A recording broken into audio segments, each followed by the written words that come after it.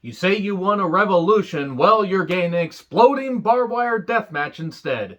I'm John Rentham with my predictions for AEW Revolution 2021. Yes, exploding barbed wire death match, because apparently people want to bring deathmatch wrestling to the masses in 2021, and oh boy, I'm going to have something to say about that when we get to it.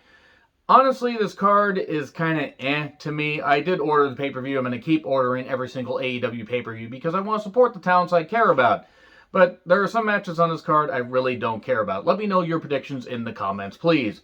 So, the buy-in has Thunder Rosa and Riho versus Britt Baker and Rebel. And by the way, that's Dr. Britt Baker. She's a dentist. They've only mentioned it about 80 million times, but, I felt the need to just mention it just in case anybody, I don't know, in a freaking cave in Antarctica was unable to hear that. So, who do I have? I have Thunder Rosa and Riho gain the victory. Here's why. So, Britt and Rebel, Reba, whatever name she goes by, they've screwed over Thunder Rosa and Britt Baker beat her. This is a way to continue the feud, and that way Rebel can get pinned, or, maybe Britt Baker gets another partner if Rebel can't compete, and then you beat the partner, and it builds more towards a rematch between Britt Baker and Thunder Rosa, which is going to be really good because they had a really good match at Beach Break. Anyway, I have Thunder Rosa and Riho. So we have the Casino Tag Team Battle Royal for a future tag title shot. I had to get another piece of paper to write down all the participants because every single tag team in the goddamn world is in this. To be fair, AEW does have a lot of tag teams. So here are the people participating. Bear Country, Uno and Grayson, Reynolds and Silver of the Dark Order, obviously 2 units, two well-oiled units. This got a little bit weird. Santana and Ortiz, Butcher and Blade, Private Party, Top Flight, Pac and Phoenix, Gun Club, Colton and Austin, I believe, because Billy Gunn competing for Tag Team Championship Gold in 2021 would be weird. But I also wouldn't put it past AEW because, hell, WWE gave him and Road Dogg the Tag Team Championships well after their prime. Remember that? That comeback that nobody wanted. The Varsity Blondes, Pillman Jr. and Griff Garrison. The Seidel brothers, and to this day, I didn't even know that Matt's brother wrestled. But you know what? Good on them. They're not a bad team, and Mike is not a bad worker. SCU, The Natural Nightmares, QT Marshall and Dustin Rhodes. Chaos Project. Yay. I don't mind Serpentico, but why is Luther there? And a mystery team, a team that has not been announced as of today. So I'm guessing that's probably going to be the Good Brothers. Home of the Good Brothers, maybe we take your order. But who do I have? Now, the whole thing with SCU, and I have SCU winning this for this reason. They said if we lose another match, we are done as a team. So I have SCU winning. I have them facing the tag team champions. Note I didn't say that because maybe there will be a switch, maybe there won't. And then they will lose that, and it'll be either on Dynamite or at the next pay-per-view. And then you have that split happen. Kazarian goes off. Daniels maybe has a little bit of a brief run, but Daniels, I think, is just about ready to hang it up because of age and the fact that he's either at 50 or just over 50 and still moves well, but it's obvious he's going to go back and be a trainer. And Kazarian still has quite a few years left, in my opinion. Could be a good single star. I have SCU winning for all those reasons. Now, it's possible that SCU doesn't win. They don't split them up because it's just got to be a traditional singles, a traditional tag match, not a 6-man or anything. And they could get around that. But I think SCU winning would make the most sense because then you complete the story and you go off in a different direction. And then we get Miro and Kip Sabian with Penelope Ford versus Orange Cassidy and Chuck Taylor. And I don't care. Miro and Kip win. I do not care. I do not care about this feud at all. Not a fan of Orange Cassidy. Other people are. That's fine. Miro and Kip get the victory. When is Penelope Ford going to wrestle again, by the way? I'm not saying that she was great. I'm not saying she's ever going to be great, but she was making steady improvements and could actually do a pretty good fisherwoman's buster, if you want to get technical. And why the hell wouldn't you want to get technical? Wrestling is all about technicalities. This got a little bit weird again. Penelope should be wrestling, hopefully, maybe will at some point, but Miro and Kip get the victory. And then Cody Rhodes, Scorpio Sky, Penta, whatever, I actually forgot what they call him. I'm just going to call him Pentagon Jr. because that's what I'm used to calling him. Lance Archer, Max Caster of the Acclaimed, and to be announced. Now, Big Show has made this big, ruckus about, I know some big talent that's going to sign and be part of a ladder match. Watch it be Christian. If Christian actually didn't sign a contract with WWE, and watch it be, him going there, that'd be a bit weird. I don't know if that'd be a landscape-changing thing. Who do you think, by the way, the mystery person could be in the ladder match? Because they haven't announced it yet. It would be very interesting. Maybe they get, I mean, it could be Matt Cardona. I mean, I don't know why bringing him back would make any sense. Maybe Sammy Guevara. Actually, Sammy Guevara might be the best choice, and then he can stick it to the inner circle, or stick it in the inner circle. I'm not here to kink shame. He could be the guy. I don't really know who the to be announced guy could be, but I would really like to know, in your guys' opinions, who the who the mystery person could be, or who the person could be that Big Show, or rather Paul White was saying. And it's going to be a while before I stop calling him the Big Show, because I got so used to it. Well, it's the White Show. Didn't quite go with every single demographic, I think, like AEW wanted, so they called him Paul White. Anyway, who do you think the person is that he touted as being a big signee, and that Tony Khan said they've already signed him to a multi-year full-time deal? Hopefully not like Sting. Who's left in WCW? Could they have DDP show up? No, I don't. I think DDP is actually working with them anyway. Who could they have? Serious question. Who could they actually have? Some people may say CM Punk. I would be shocked if it was Punk. Watch it be Brock Lesnar. They somehow managed to pay him $20 million a year to do that, because they could do it because, Khan's father is a billionaire.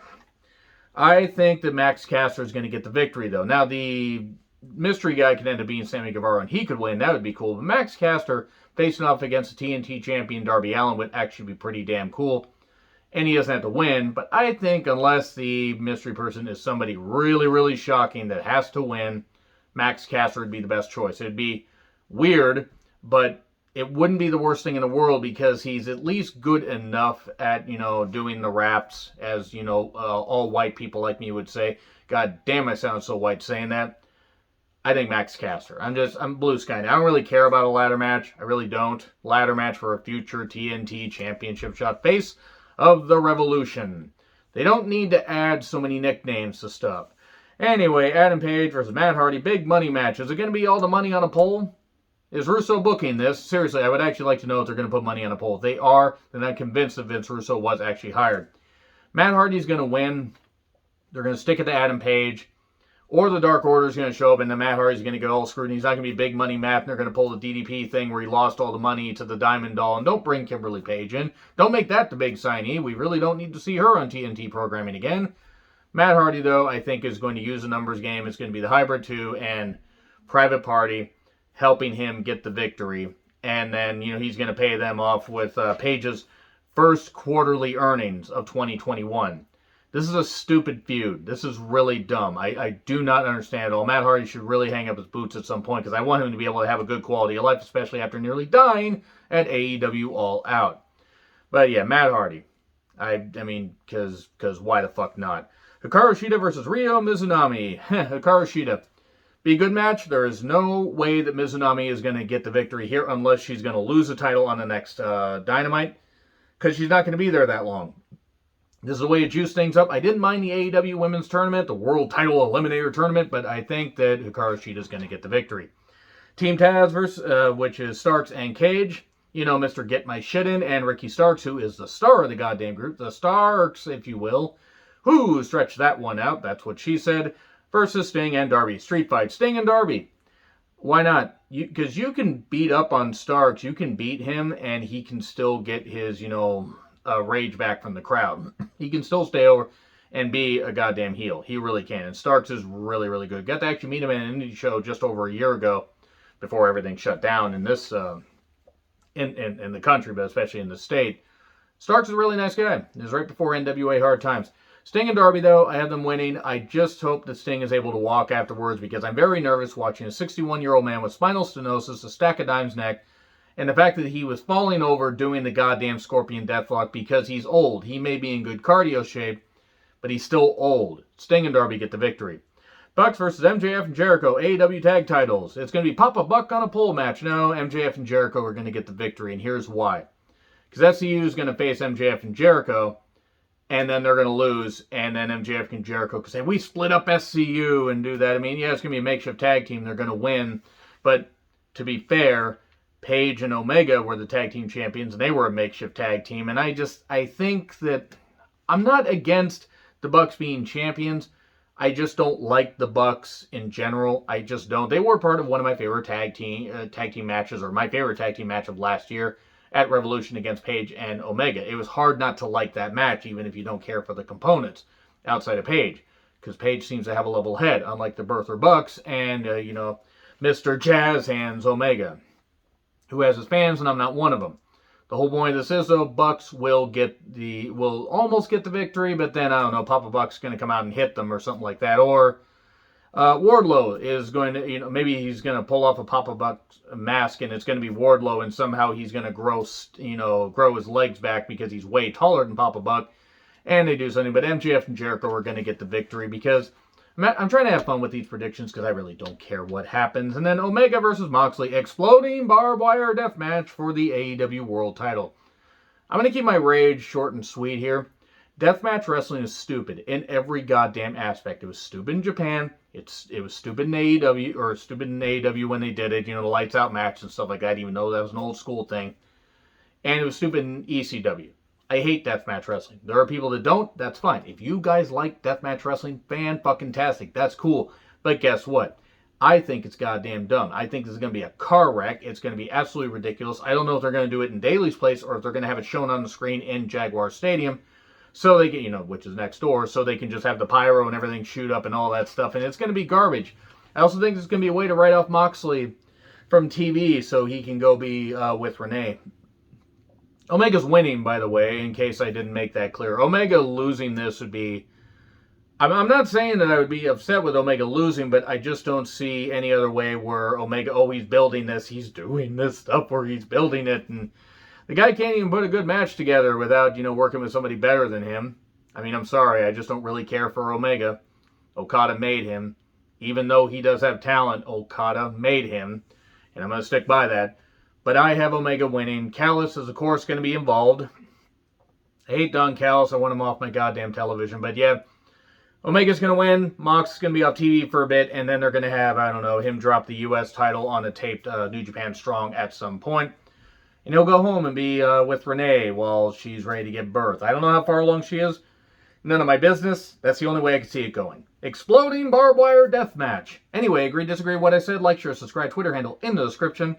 I'm John Retlin. I'll see you soon.